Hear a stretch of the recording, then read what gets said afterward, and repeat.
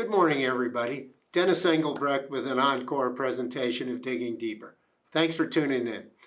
The Super Bowl, I don't know exactly when you'll see this, but the Super Bowl was this last weekend. And with it came what I thought were some very good lessons for all leaders.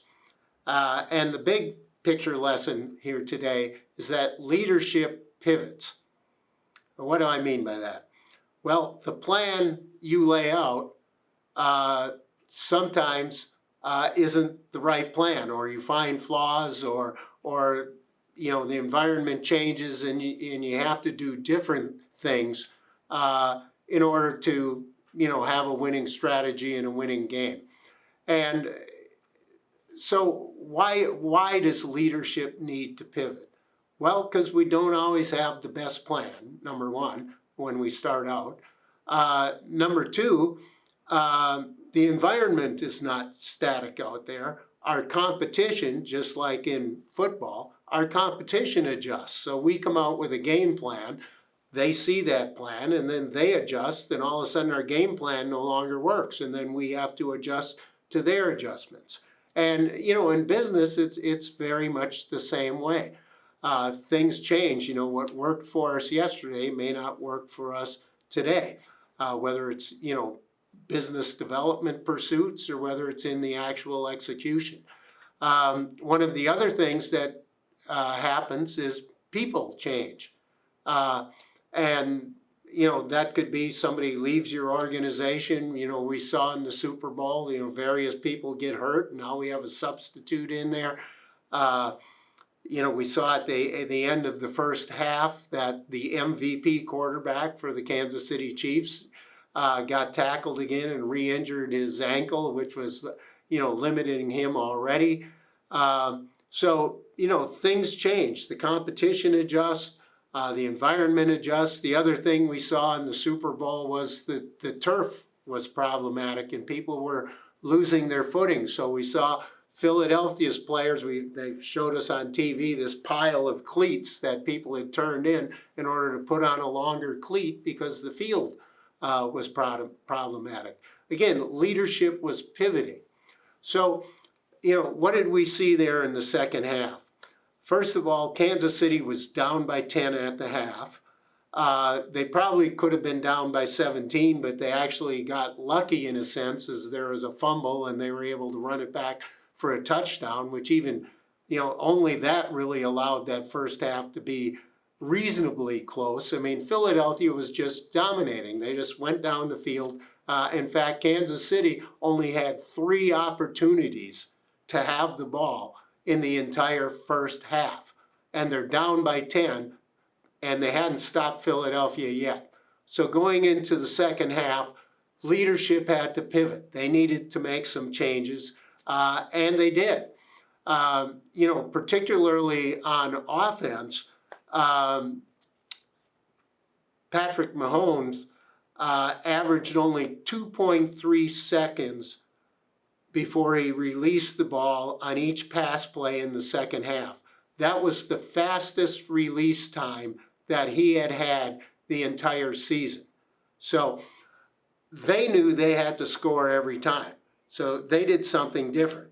Again, I already told you the field was bad, right? And you saw that demonstrated if you watched the game.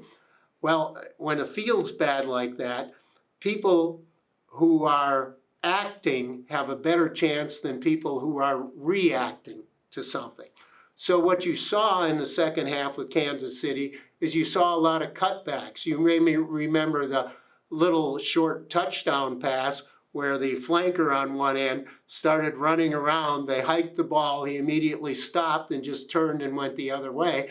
And he was acting, and the defense was reacting, and he ended up wide open for an easy touchdown. And Kansas City ran a lot of those misdirection plays. On the last touchdown pass, they had kind of the same thing. The guy went to the middle, then went to the outside. I'm sorry, that wasn't a touchdown pass. That's when they called the holding call on the defender because he had nothing left but to grab onto his jersey, and unfortunately got caught and called for it. So another interesting thing, talking about leadership pivoting, so we got to the very end of the game, and Kansas City's about to score a touchdown with about 1.5 minutes left, and what happens?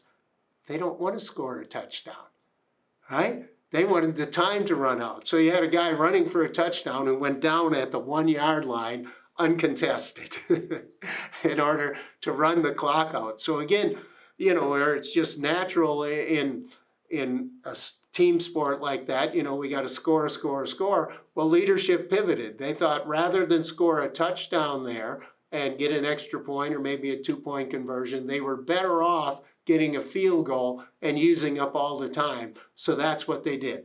Leadership pivoted again. So in order for leadership to pivot, coming back to your business, an excellent leadership always pivots when needed. A couple of things have to happen. First of all, for you to pivot as a leader, you have to have some humility.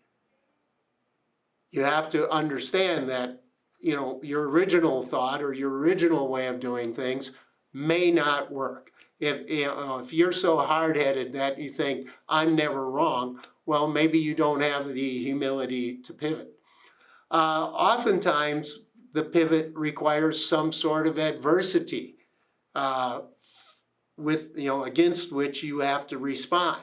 And that's when leadership has to pivot, because you hit some adversity for some reason as you go there. And then I think just in a general sense, strategy is always fluid because the environment does change. So as a leader, have enough humility to change course when you need to. Always be looking for the adversity out there because it probably requires a response. And then always be ready to be fluid. There's always a better way of doing something. And sometimes due to people, environment, everything else, things need to change. So keep that in mind. Excellent leadership pivots.